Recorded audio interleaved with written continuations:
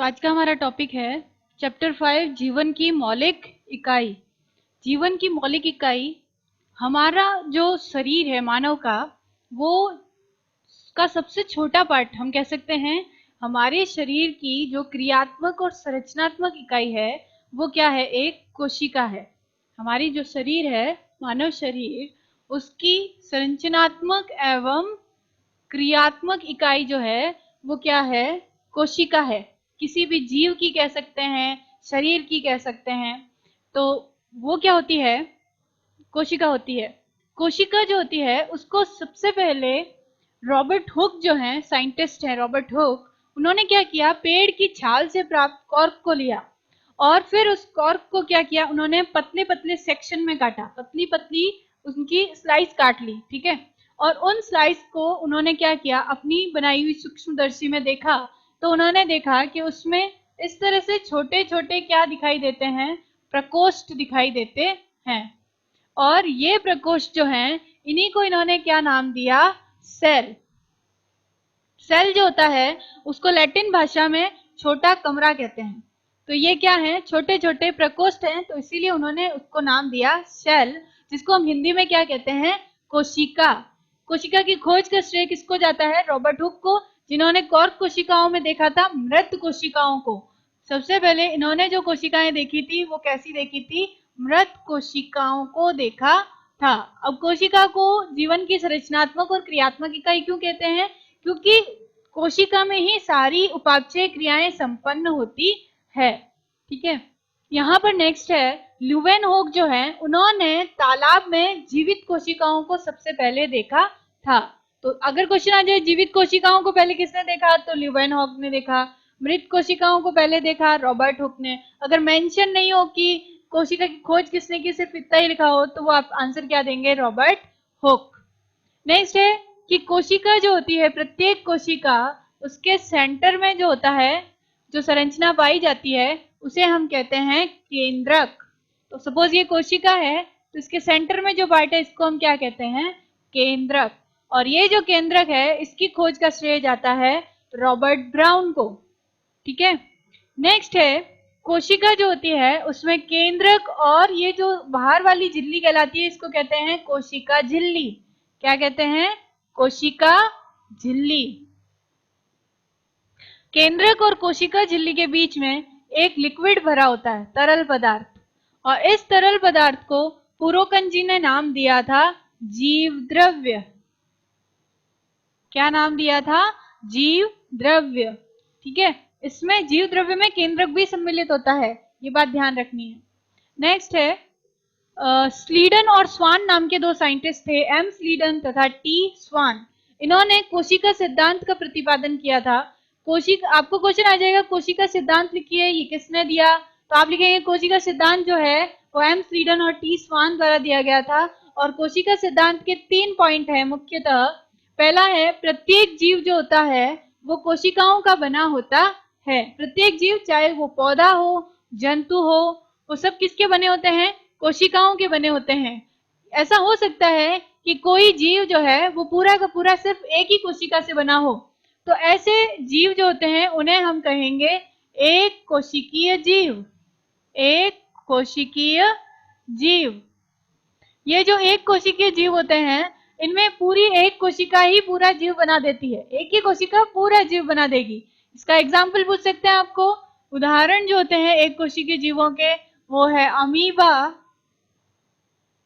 क्लेमिडोमोनास,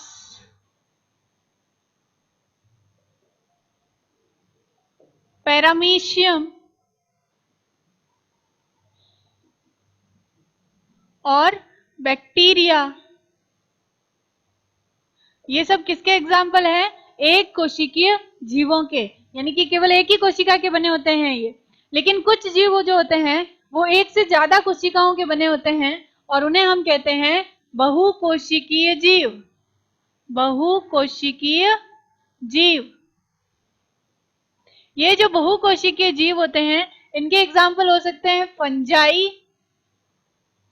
पादप और जंतु। किसके एग्जाम्पल है? बहुकोशिकीय जीवों के, फंजाई, पादप और जंतु। तो बहुकोशिकीय जीव जो होते हैं उनमें क्या होता है कि बहुत सारी कोशिकाएं होती है। वो कोशिकाएं जो होती है वो अलग अलग कार्य करती है। एक कोशिकीय जीव में एक ही कोशिका सारे कार्य करेगी, लेकिन बहुकोशिकीय जीवों में अलग अलग कोशिकाएं अलग अलग प्रकार के कार्य करती है। और ये कोशिकाएं जब समूह बनाती है, एक कोशिका जो होगी वो जब समूह बनाएगी तो वो क्या कहलाएंगे? ऊतक। यानी कि एक कोशिका कहलाएगी, लेकिन कोशिकाओं का समूह क्या कहलाएगा? ऊतक कहलाएगा। ये ऊतक मिलकर क्या बनाएंगे? अंग बनाएंगे। ठीक है, और ये अंग मिलकर क्या बनाते हैं? तंत्र। और अलग अलग तंत्र मिलकर क्या बनाएंगे? एक जीव।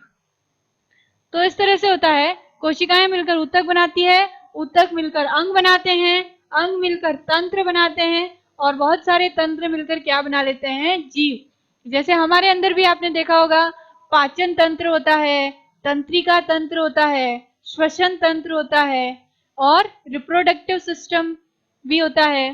तो इस तरह से बहुत सारे तंत्र जो हैं वो अपना अलग अलग कार्य करते हैं और एक जीव के शरीर का निर्माण करते हैं।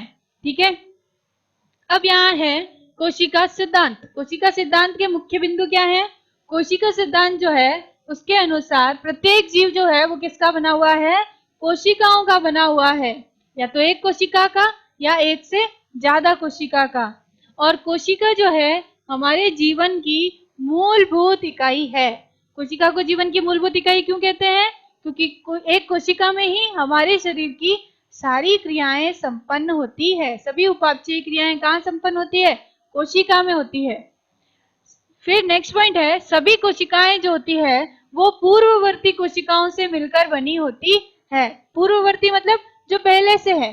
ठीक है, तो यहाँ पर सपोज कि एक कोशिका है, अब क्या होगा? इस कोशिका में विभाजन होगा, इस तरह से विभाजन होगा, और ये एक कोशिका किसमें बदल जाएगी? दो कोशिका में। ठीक है, अब अगेन क्या होगा? इस कोशिका में विभाजन होगा, ये अगेन दो कोशिका में बदल जाएगी। इसका मतलब कि प्रत्येक कोशिका जो होती है वो अपनी पूर्ववर्ती कोशिकाओं से ही बनती है। तो ये है कोशिका सिद्धांत। ठीक है, कोशिका जो होती है उसके स्ट्रक्चर अगर देखें तो कोशिका के बाहर जो होती है एक पतली परत होती है जिसे हम कहते हैं कोशिका झिल्ली। अब ये जो कोशिका झिल्ली होती है इसके अंदर एक तरल पदार्थ फिल होता है, जिसके सेंटर में एक होता है केंद्रक। केंद्रक जो होता है उसमें आनुवांशिक पदार्थ पाया जाता है। आनुवांशिक पदार्थ क्या होता है? डीएनए और आरएनए। डीएनए होता है उसको आनुवांशिक पदार्थ कहते हैं हम। आनुवांशिक पदार्थ जो होता है वो किसके लिए उत्तरदायी होता है? ये माता पिता से संतति में क्या करता है? गुणों को ले जाता है। जैसे बच्चे जो होते हैं वो अपने मम्मी पापा के जैसे दिखाई देते हैं। क्यों? क्योंकि वो आनुवांशिक पदार्थ के कारण होता है। आनुवांशिक पदार्थ गुणों को माता पिता से किसमें स्थानांतरित करता है? संतति में। तो केंद्रक होता है, और उसके अलावा बहुत सारे पार्ट्स होते हैं इसके अंदर माइटोकॉन्ड्रिया होता है, और अगर पादप कोशिका है तो हरित लवक होगा, और गोल्जी बॉडीज, गोल्जी काय होता है, अंतःप्रदवी जालिकाएं होती है। इस तरह से कोशिका की स्ट्रक्चर होती है। नेक्स्ट पार्ट में हम डिटेल में क्या पढ़ेंगे? कोशिका की स्ट्रक्चर।